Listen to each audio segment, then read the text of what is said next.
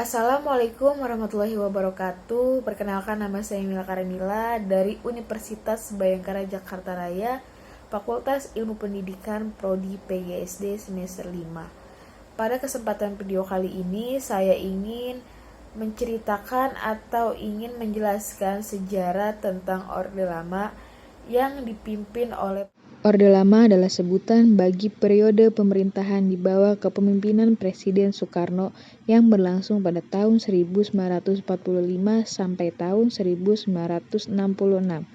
Pada periode ini, Presiden Soekarno berlaku sebagai kepala negara dan kepala pemerintahan.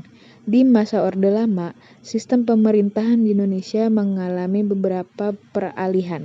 Indonesia pernah menerapkan sistem pemerintahan presidensial, parlementer, demokrasi liberal, dan sistem pemerintahan demokrasi terpimpin.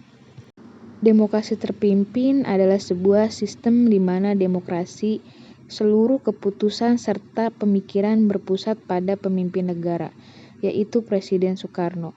Sistem pemerintahan demokrasi terpimpin pertama kali diumumkan oleh Presiden Soekarno dalam pembukaan sidang konstituenti pada tanggal 10 November tahun 1956. Demokrasi liberal tahun 1950 sampai 1959 merupakan sistem politik yang menganut kebebasan individu dan atau dapat diartikan sebagai hak-hak individu dari kekuasaan pemerintah. Dalam demokrasi liberal, keputusan-keputusan mayoritas itu proses perwakilan atau langsung dan berlaku pada sebagian besar bidang-bidang kebijakan pemerintah yang tunduk pada pembatasan-pembatasan agar keputusan pemerintah tidak melanggar kemerdekaan dan hak-hak individu seperti tercantum dalam konstitusi. Ciri-ciri demokrasi liberal. Yang pertama, presiden dan wakil presiden tidak dapat diganggu-gugat. Yang kedua, menteri bertanggung jawab atas kebijakan pemerintahan.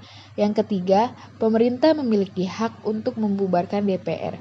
Yang keempat, perdana menteri diangkat secara langsung oleh presiden. Dan yang kelima, presiden memerintah menggunakan konstitusi UUDS. Kelebihan masa Orde Lama yaitu Presiden Soekarno banyak menyumbang gagasan-gagasan dalam politik luar negeri. Kedua, Indonesia berhasil merebut kembali Iran Barat dari Belanda melalui jalur diplomasi dan militer. Ketiga, kepemimpinan Indonesia di mata dunia internasional mempunyai sumbangsi besar, yaitu sebagai pelopor gerakan non-blok dan pemimpin Asia Afrika.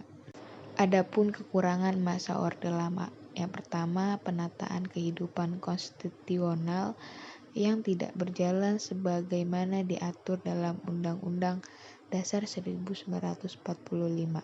Kedua, situasi politik yang tidak stabil terlihat dari banyaknya pergantian kabinet yang mencapai 7 kali pergantian kabinet. Yang ketiga, sistem demokrasi terpimpin. Kekuasaan Presiden Soekarno sangat dominan, sehingga kehidupan politik tidak tumbuh demokratis. Yang keempat, pertentangan ideologi antara nasionalisme, agama, dan komunis. Yang terakhir, terjadinya inflasi yang mengakibatkan harga kebutuhan pokok menjadi tinggi. Berikut adalah tokoh-tokoh pada masa Orde Lama. Antaranya yang pertama itu Muhammad Natsir. Muhammad Natsir telah banyak berkenalan para tokoh-tokoh Indonesia dan aktif dalam organisasi pergerakan nasional. Pada masa kemerdekaan, Muhammad Natsir terjun ke dalam dunia politik dan menjadi Perdana Menteri pada tahun 1950 yang mewakili Partai Masyumi. Namun, karena kedekatannya dengan tokoh-tokoh Islam radikal, sehingga hubungannya dengan Presiden Soekarno menjadi renggang. Bahkan dia dianggap sebagai pemberontak oleh pemerintah Orde Lama. Setelah PPRI, pemesta dapat ditumpas, Muhammad Natsir menjadi tahanan politik sampai dengan munculnya pemerintahan Orde Baru pada tahun 1965. Yang berikutnya yaitu Soepomo. adalah seorang pahlawan nasional Indonesia. Soepomo dikenal sebagai perancang Undang-Undang Dasar tahun 1945 bersama dengan Muhammad Yamin dan Presiden Soekarno-Hatta.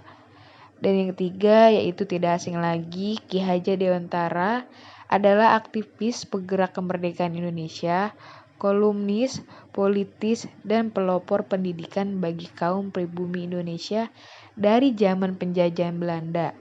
Ia adalah pendiri Perguruan Taman Siswa, suatu lembaga pendidikan yang memberikan kesempatan bagi para pribumi untuk memperoleh hak pendidikan seperti halnya. Berakhirnya masa Orde Lama disebabkan oleh beberapa faktor. Yang pertama itu terjadinya peristiwa G30 SPKI. Yang kedua, keadaan politik dan keamanan negara menjadi kacau karena peristiwa Gerakan 30 September tahun 1965. Yang ketiga, keadaan perekonomian semakin memburuk di mana inflasi mencapai 600%. Yang keempat, sidang paripurna kabinet dalam rangka mencari solusi dan masalah. Presiden mengeluarkan surat pemerintah 11 Maret tahun 1966. Yang kelima, upaya respuler kabinet Dwi Korah. Yang terakhir, kesatuan aksi yang ada di masyarakat bergabung membentuk kesatuan aksi berupa Front Pancasila yang selanjutnya lebih dikenal dengan Angkatan BB untuk menghancurkan tokoh yang terlibat dalam gerakan 30 September tahun 1965. Penyimpangan-penyimpangan yang terjadi pada masa demokrasi terpimpin.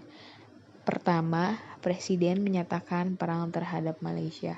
Kedua, Presiden menyatakan Indonesia keluar dari PBB. Ketiga, MPRS mengangkat Soekarno sebagai presiden seumur hidup. Keempat, hak budget tidak jalan. Kelima, Presiden membubarkan DPR hasil pemilu 1955.